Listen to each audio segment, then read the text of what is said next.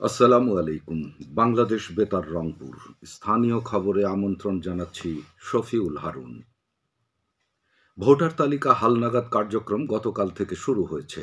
প্রধান নির্বাচন commissioner AMM Nasiruddin গতকাল সাভার উপজেলা পরিষদ মিলনায়তনে ভোটার তালিকা হালনাগাদ কার্যক্রমের উদ্বোধন করেন। আগামী ৩রা ফেব্রুয়ারি পর্যন্ত বাড়ি বাড়ি গিয়ে ভোটারযোগ্য নাগরিকের তথ্য সংগ্রহ ও সুপারভাইজারদের মাধ্যমে যাচাই সম্পন্ন করবে কমিশন।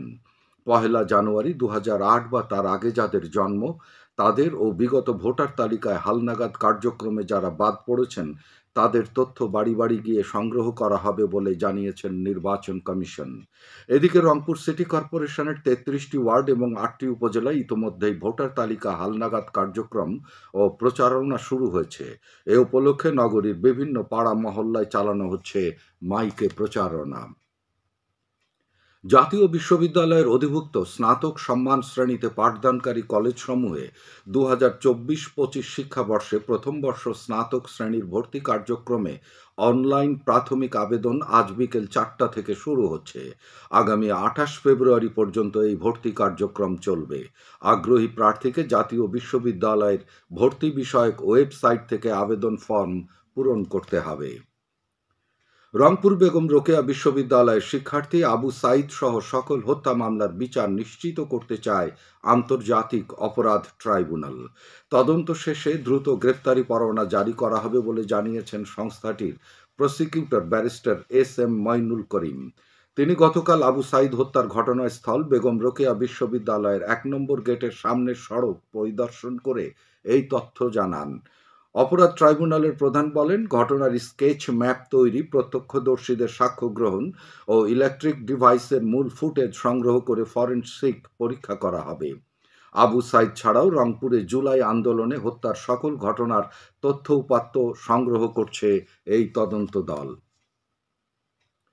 বৈষম্য বিরোধী ছাত্র আন্দোলনে শিক্ষার্থীদের ওপরে হামলা, ভাঙচুর ও শহীদ আবু সাঈদ হত্যাকাণ্ডে অভিযোগে রংপুর বেগম রোকেয়া বিশ্ববিদ্যালয়ের ৭১ জন শিক্ষার্থীকে বিভিন্ন মেয়াদে বহিষ্কার করে প্রজ্ঞাপন জারি করেছে বেরবি কর্তৃপক্ষ।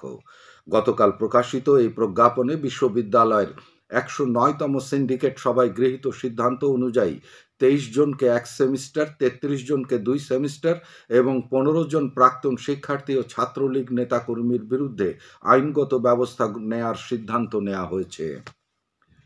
রংপুর মেট্রোপলিটন পুলিশ কমিশনার কার্যালয় জিডি অনুসন্ধান বিষয়ে দুদিনব্যাপী আয়োজিত এক প্রশিক্ষণ কোর্স আজ শেষ হচ্ছে। গতকাল এই কোর্সের উদ্বোধন করেন metropolitan police commissioner Mohammad Majid Ali. এতে উপ পুলিশ পরিদর্শক ও পুলিশ পরিদর্শকরা অংশ নিচ্ছেন। বৈষম্য বিরোধী ছাত্র আন্দোলনের সময় ছাত্রদের তুলে নিয়ে মারধর ঘটনায় কুড়িগ্রামের উলিপুর উপজেলার জেলা আওয়ামী লীগের সদস্য, উপজেলা আওয়ামী লীগের সাবেক সভাপতি ও সাবেক উপজেলা ভাইস চেয়ারম্যান মতি শিউলিকে গ্রেফতার করেছে পুলিশ। গতকাল পৌর শহরের নিজ বাসভবন থেকে তাকে গ্রেফতার করা হয়। এদিকে জেলার রাজারহাট উপজেলায় চাকির পশার ইউনিয়ন পরিষদ চেয়ারম্যান, সাবেক ছাত্রলীগ নেতা ও জেলা পরিষদ সদস্য আব্দুস সালামকে গতকাল গ্রেপ্তার করেছে পুলিশ। তার বিরুদ্ধেও ছাত্র আন্দোলনে মারধরের অভিযোগ রয়েছে। উলিপুর থানার ওসি জিল্লুর রহমান ও রাজারহাট থানার ওসি আশরাফুল ইসলাম তাদের গ্রেফতারের বিষয়টি নিশ্চিত করেন। লালমনিরহাটের আদিতমারী উপজেলায় অনুমোদনহীন ৪টি ইট ভাটায় অভিযান পরিচালনা করে ৫,২০,০০০ টাকা জরিমানা করেছে ভ্রাম্যমাণ আদালত।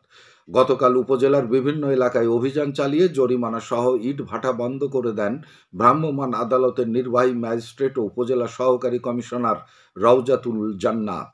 অভিযান পরিচালনাকালে উপজেলার সাপটিবাড়ি ইউনিয়নের পূর্ব দৌলজোড় গ্রামের one star bricks, JR bricks, পশ্চিম ভেলাবাড়ি গ্রামের সান টু ব্রিক্স ও খাতাপাড়া এলাকার এলএস ব্রিক্সে এসব জরিমানা করা হয়।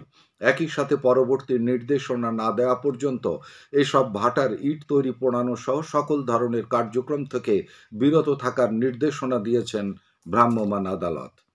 খেলার খবর, ফুটবল।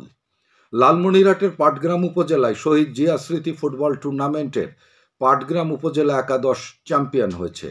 গতকাল উপজেলা সাহেবডাঙ্গা স্টেডিয়ামে অনুষ্ঠিত ফাইনাল খেলায় তারা ২-০ গোলে রংপুর স্যান্টোস ক্লাবকে পরাজিত করে। খেলা শেষে পুরস্কার বিতরণ অনুষ্ঠানে প্রধান অতিথি ছিলেন বিএনপির জাতীয় নির্বাহী কমিটির সাংগঠনিক সম্পাদক ও জেলা বিএনপির সভাপতি অধ্যক্ষ আসাদুল হাবিব দুলু। সবশেষে আবহাওয়া।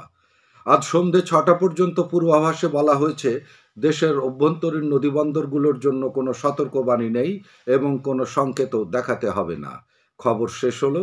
আমাদের পরবর্তী স্থানীয় খবর প্রচারিত হবে বেলা ২টা ৫ মিনিটে।